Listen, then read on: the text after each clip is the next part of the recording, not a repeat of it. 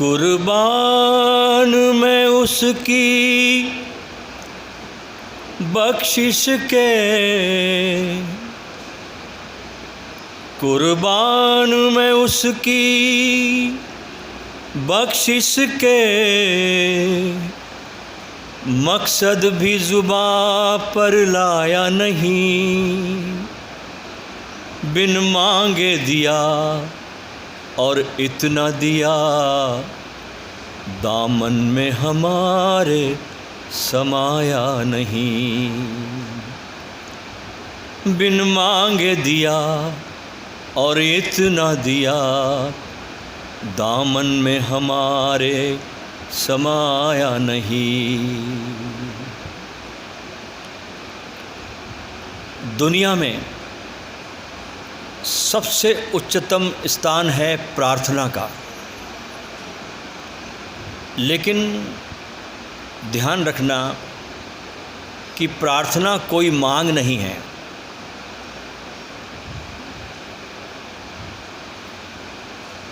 कोई डिमांड नहीं है, कोई अपेक्षाएं नहीं हैं। कुर्बान में उसकी बख्शिश के, मकसद भी ज़ुबां पर लाया नहीं। मकसद को ज़ुबां पर नहीं लाना कि प्रार्थना करने के लिए आपका क्या मकसद है।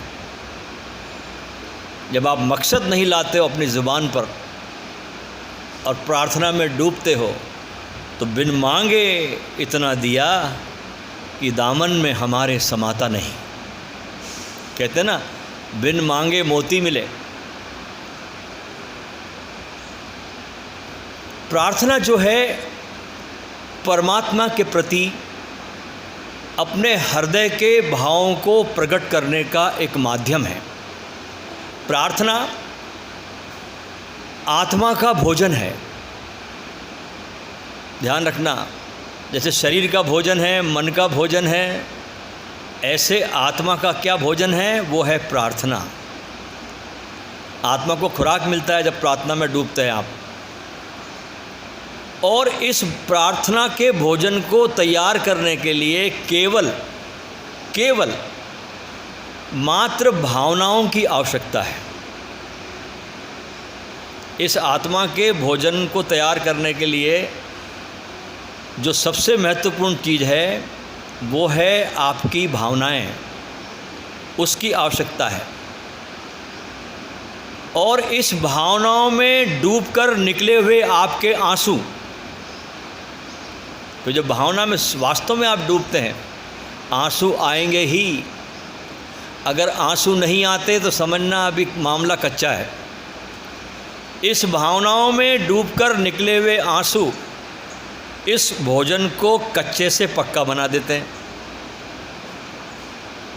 हाँ, इस आत्मा के भोजन को कच्चे से पक्का बना देते हैं। और बड़े बड़े जो मंत्र होते हैं, श्लोक होते हैं, जो हमारे उपनिषदों में, हमारे ग्रंथों में हैं, वे इस भोजन में डालने वाले मसाले हैं। जो आत्मा का भोजन बनता है भावनाओं का, उसमें ये मंत्र, ये श्लोक, ये इसके मसाले हैं। प्रार्थना जो शब्द है, यह शब्द प्र और अर्थ से मिलकर बना है। दो शब्दों का जोड़ है इसमें, प्र और अर्थ, जिसका अर्थ है पूर्ण तल्लीनता के साथ निवेदन करना। प्रार्थना का अर्थ होता है पूरी तल्लीनता के साथ निवेदन करना। दूसरे शब्दों में प्रार्थना का अर्थ है ईश्वर से किसी वस्तु के लिए तीव्र उत्कंठा लेकर के किया गया प्राणों का निवेदन।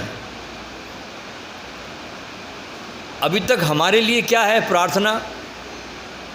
आम मनुष्य के लिए बस एक ऑर्डर देने का तरीका है।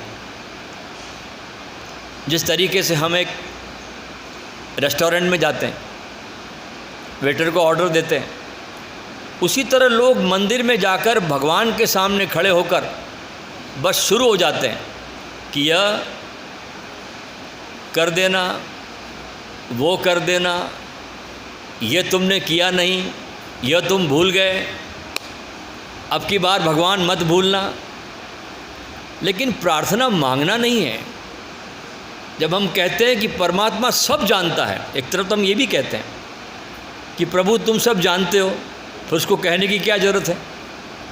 हम इतने झूठे हैं कि हम क्या बोल रहे हैं हमको अपना होश ही नहीं है। एक तरफ हम कहते हैं कि हे अंतर्यामी तुम सब जानते हो, और दूसरे तरफ निवेदन भी करते हो।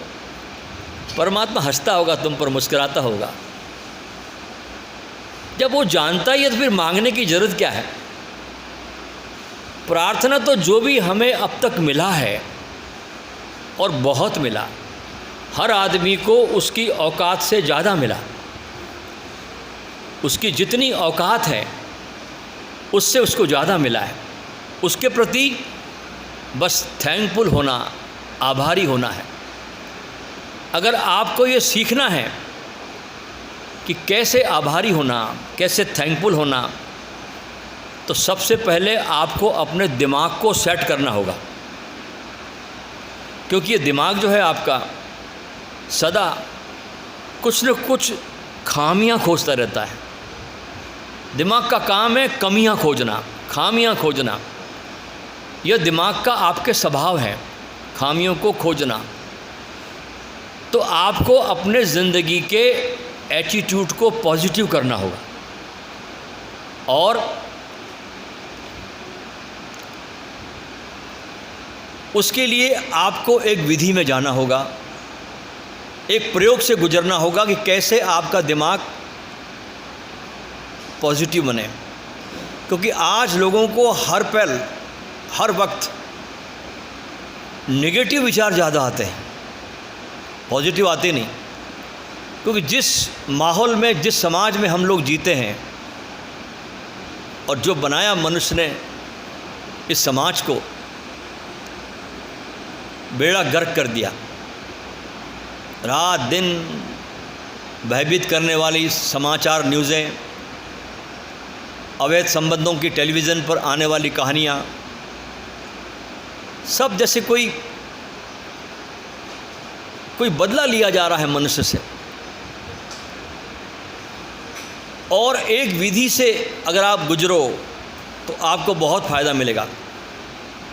जब आप रात को सोने को जाए, एक प्रयोग करना आप, कैसे आपका माइंड सेट होता है, कैसे आप पॉजिटिव में आते हैं। जब आप रात सोने को जाए, एक डायरी बनाओ। मैं आपको कुछ विधियाँ दे रहा हूँ, और उस पर एक वाक्य लिखो कि मैं परमात्मा का आभारी हूँ, मैं उसके प्रति बहुत थैंकफुल हूँ। और उसके बाद वो सब लिखो आप जो आज पूरे दिन में आपके साथ अच्छा हुआ है। समझ गए आप? सबसे पहले डायरी में लिखो, हे परमात्मा मैं तुम्हारा बहुत बहुत धन्यवाद करता हूँ। फिर पूरे दिन में आपके साथ जो भी अच्छा हुआ है उसे लिखना शुरू करो। जैसे आप कहीं नौकरी करते हैं, आप लिखिए कि आज मेरे बॉस ने मेरी बहुत तारीफ़ की, मेरे काम को बहुत अप्रिशिएट किया, मुझे आज बिना किसी तकलीफ़ के इतने भीड़ भरे रास्ते पर भी मुझे अपनी कार को पार्किंग करने की जगह मिली। ये है बड़ी छोटी छोटी चीज़ें, कोई बहुत महत्वपूर्ण चीज़ें नहीं हैं, लेकिन ये कुल मिला के आपको बनाती है। जब आपको पार्किंग नहीं मिलती, आप कितने चिड़चिड़े हो जाते हैं। ज़रा सा सिग्नल पे आदमी ठहरा ज़्यादा पड़ता है तो आपकी बेचैनी बढ़ जाती। तो धन्यवाद दो, लिखो उसको कि आज मुझे बिना तकलीफ़ के अपनी कार को पार्क करने के लिए पार्किंग मिली। मनुष्य की एक आदत होती है कि जब कोई चीज़ उसके अनुकूल नहीं होती तो वो उसको बड़ा इशू बना लेता है, और कोई हमारे अनुकूल बात हो जाए, अपने मर्जी के अनुसार बात हो जाए, तो हम थैंकफुल नहीं होते। अनुकूल ना हो तो शिकायत से भरते, अनुकूल हो जाए तो भी थैंकफुल से नहीं भरते। इस प्रकार आपका माइंड सेट होगा और आपका एक पैटर्न बनेगा जीवन को जीने का, अच्छी चीज़ों को देखने का। क्योंकि हम जो बरसों से प्रैक्टिस करते हैं वही हमारी आदत बन जाती है। जब आप किसी भी कार्य को 1000 बार करके रिपीट कर लेते हो तो उसमें आप कुशल हो जाते हो। अगर आपने किसी विचार को 1000 बार, नेगेटिव विचार को सोच लिया, तो आप कुशल हो गए इस नेगेटिविटी में। इसलिए हम बहुत गौर से देखें कि हमारी वर्षों की प्रैक्टिस क्या है। तो हर व्यक्ति यही कहेगा कि हमारी वर्षों की प्रैक्टिस बस यही है कि हम सदा नेगेटिव खोजते हैं, पॉजिटिव खोजते नहीं। इसलिए इस प्रैक्टिस को आपको बदलना होगा जीवन में। आज से एक नई शुरुआत करें आप अपने जीवन में और पॉजिटिव को ढूंढना शुरू करें। तो एक छोटा सा डायरी लिखने का बहुत महत्वपूर्ण कार्य है। दूसरा, दिन भर जो ऊर्जा आप बाहर देते हो वही तुम्हारे भीतर आती है। शिकायत या नेगेटिव होंगे तो वही तुम्हारे भीतर आएगा। कोई आपके लिए पीने का पानी का गिलास लाए और आप उसके प्रति नेगेटिव हो जाए कि मुझे पीना नहीं है, तो बाकी लोग जो बगल में खड़े हैं शायद वो आपके लिए फल लाए तो वो भी आपके पास नहीं आएंगे। शिकायत होते ही आप उनकी एनर्जी को ब्लॉक करते हैं। हमारी शिकायत परमात्मा की कृपाओं को ब्लॉक करती है, उनकी एनर्जी को ब्लॉक करती है। और बड़े मज़े की बात है, एक आश्चर्य की बात देखिए कि लोग जो उनके पास नहीं हैं उसमें इतने ज़्यादा व्यस्त है कि जो उनके पास है उसे देखने की उनको फुर्सत ही नहीं है। जो उनके पास नहीं है, हाँ, उसको देखने में ज़्यादा व्यस्त है आदमी, और जो उसके पास है उसे देखने की फुर्सत ही नहीं है, वक्त ही नहीं है। लोगों की नज़र उस चीज़ पर ज़्यादा है कि मेरे पड़ोसी के पास क्या है और मेरे पास क्या नहीं है। अपने को जो मिला परमात्मा ने दिया उस पर ध्यान नहीं है, मेरे पड़ोसी के पास क्या क्या इस पर ध्यान है। एक व्यक्ति जो मृत्यु के करीब था, मृत्यु के पहले अपने बेटे को चांदी के सिक्कों से भरा थैला देता है। उसमें चांदी के बहुत सिक्के थे। बेटे को पास बुलाया शरीर छूटने के पहले और चांदी से भरा हुआ थैला दिया, और बताता है कि जब भी इस थैले से चांदी के सिक्के ख़त्म हो जाए तुम्हारे इस थैली से, तो तुम्हें एक प्रार्थना बताता हूँ, उसे दोहराने से चांदी के सिक्के फिर से भरने लग जाएंगे इस थैली में। उसने बेटे के कान में 4 शब्द प्रार्थना को कहा, उसे बताया, और वो आदमी मर गया। अब बेटा चांदी के सिक्कों से भरा थैला पाकर बहुत आनंदित हो गया, खुश हो गया, और उसे खर्च करने लगा। वह थैला इतना बड़ा था कि उसे खर्च करने में उस बेटे को कई वर्ष बीत गए, और इस खर्च करते करते मौज मस्ती लेते हुए वो प्रार्थना भूल गया अपने बाप की, जिससे कि वापस ही थैला भर सकता था। जब थैला ख़त्म होने को आया तब उसे याद आया कि अरे वो 4 शब्दों की प्रार्थना क्या थी जिससे कि मेरा थैला भरेगा, क्योंकि ख़त्म होने पे आया थैला। उसने बहुत याद किया, अपने दिमाग पर जोर डाला, उसे याद नहीं आई प्रार्थना। कौन याद रखे प्रार्थनाओं को जब इतना पैसा मिल गया। अब वो लोगों से पूछने लगा, पहले पड़ोसी से पूछता है कि ऐसी कोई प्रार्थना तुम जानते हो जिसमें 4 शब्द है। पड़ोसी ने कहा, हाँ, एक बार मैंने भी प्रार्थना की थी 4 शब्दों की, मुझे मालूम है। तो उसने बताया, ईश्वर मेरी मदद करो। उसने सुना, उसे लगा कि ये वे शब्द नहीं हैं, क्योंकि कितना भी भूल जाओ आप, वो कहीं ना कहीं आपके अचेतन में पड़ा है। उसने कहा नहीं, ये शब्द नहीं थे, कुछ अलग थे। कुछ सुना होता है तो उसमें कुछ जाना पहचाना सा लगता, हाँ हाँ ये यही था। फिर भी उसने वो शब्द बहुत बार दोहराए, लेकिन चांदी के सिक्के उस थैली में नहीं बढ़े, तो बेटा बहुत दुखी हो गया। फिर एक पादरी से मिला, फादर से मिला।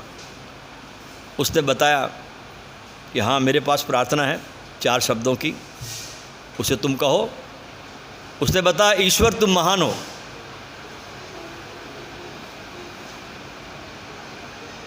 उसने दोहराया, उससे भी उसका थैला भरा नहीं। वो एक नेता से मिला। उसने कहा, ईश्वर को वोट दो। अब हर आदमी की अपनी अपनी प्रार्थनाएं होती है। उसने कहा, ईश्वर को वोट दो। यह प्रार्थना भी कारगर नहीं हुई। बहुत उदास हो गया। उसने सभी से मिलकर देखा, मगर वो पिता के कहे हुए 4 शब्द मिले नहीं और थैला खाली हो रहा है। वह उदास होकर घर में बैठा हुआ था। तब एक भिखारी दरवाजे पर आया। देखिए कहाँ से रास्ता मिलता है। बहुत उदास था। 2, 4, 5 सिक्के बचे थे थैली खाली होने में, कि दरवाजे पर एक भिखारी आया। उसने कहा, सुबह से कुछ खाया नहीं, खाने के लिए कुछ हो तो मुझे दो। उस लड़के ने जो खाना घर में बचा हुआ था उस भिखारी को दे दिया।